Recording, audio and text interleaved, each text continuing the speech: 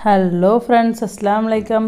Welcome to Mahila Munich collection. இன்றைக்கி நம்ம வீடியோவில் முகப்பு செயின் தான் பார்க்க போகிறோம். இந்த முகப்பு செயின் வந்து ஒயிட் கலர் ஸ்டோனில் வந்திருக்குங்க.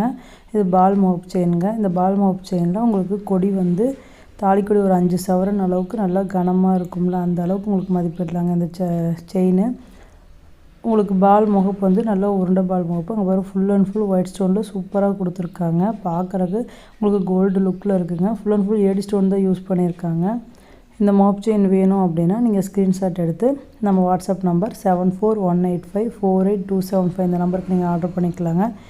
இதோட விலை வந்து உங்களுக்கு 300 ரூபா தாங்க வருது.